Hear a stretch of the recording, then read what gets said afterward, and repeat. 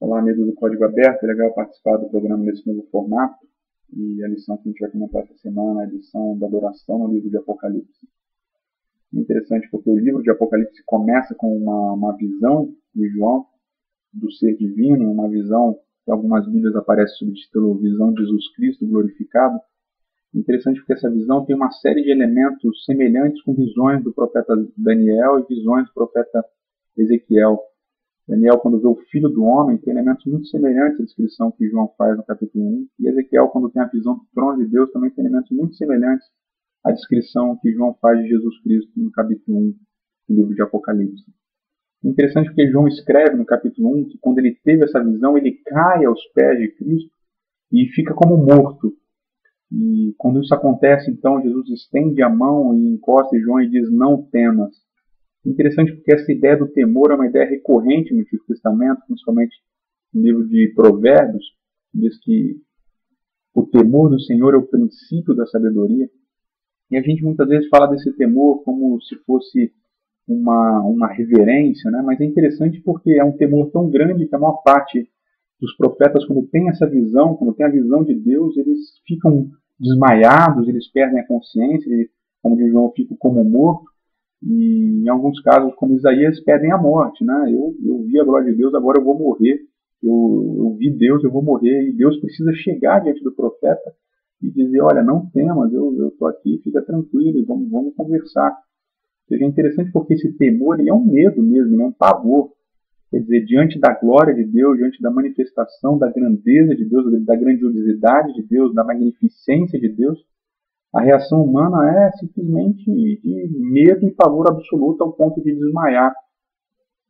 E, ao mesmo tempo, Deus ele precisa chegar e dizer, olha, não temas, eu estou aqui, fica calmo, sou eu mesmo, mas não precisa ter medo.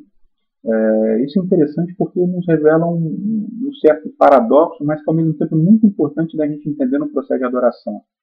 Em primeiro lugar, quando você tem a visão de quem é Deus, a sua reação é medo, é pavor, é temor, né? Você não sabe o que fazer porque você está diante do Criador, do Redentor, do Ser de toda a glória, e ao mesmo tempo esse Ser ele quer ter um relacionamento contigo, ou seja, como a gente diz, né, mais filosoficamente, Deus ele é totalmente transcendente, é totalmente imanente.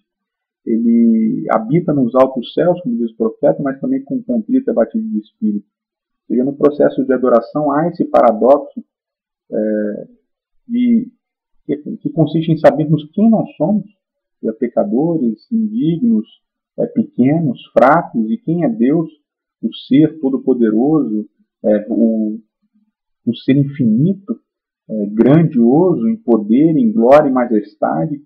E quando a gente tem esse encontro dessas duas realidades distintas, há um choque. E esse choque deve produzir na gente justamente louvor. Louvor de saber que, apesar de Deus ser quem Ele aceita um relacionamento com alguém como eu sou. Ou seja, apesar de eu ser um nada e Deus ser o tudo, esse tudo vem ao encontro do nada e transforma esse nada em alguma coisa especial. Esse sentido do temor, essa ideia do temor que é tão importante, ela não é muito bem entendida dentro do nosso contexto de adoração. E a gente tem, às vezes, os dois opostos, né? A gente tem uma adoração que é uma adoração que faz você se sentir oprimido diante de Deus, que você se sente mal, que você sai da igreja, às vezes, mais deprimido do que você entrou, porque tudo é focado em quão pecador você é, em quão pequeno você é. E, então você sai da igreja meio deprimido. E você tem outro lado, que você vai na igreja, Deus é o cara lá de cima, ele é o amigão, Deus é 10 e JC se referindo a Jesus. E você sai da igreja achando que está tudo bem, que é isso aí, beleza, e o cara lá de cima vai cuidar de tudo.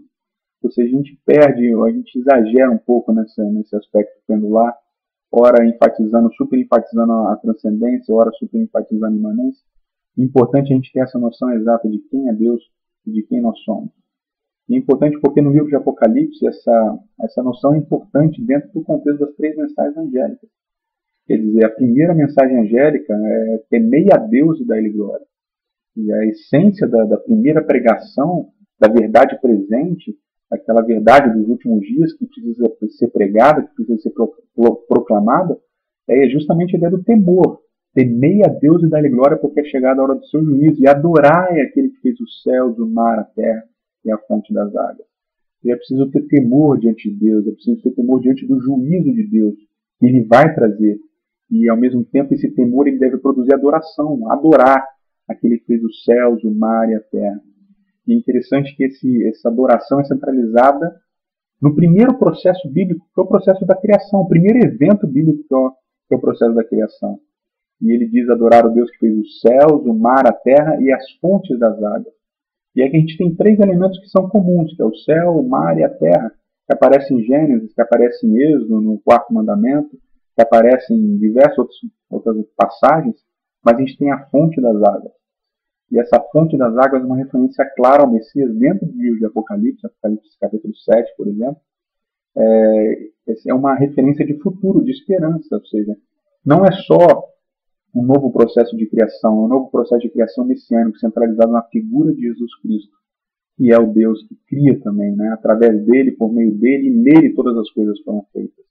Ele é o princípio da criação de Deus, por meio dele todas as coisas foram feitas. Ou seja, entender o temor do Senhor é adorá-lo, na perspectiva da sua santidade, na perspectiva do seu caráter, daquilo que ele é, daquilo que ele fez, a criação, daquilo que ele fará ainda por nós, a redenção final, quando Cristo Jesus voltar.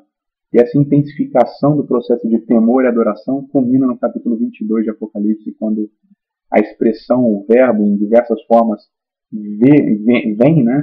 Ele aparece 7 vezes ali, intensificado, e aqui usado até na primeira pessoa do singular, dizendo eu vou voltar, né? Eu vou vir.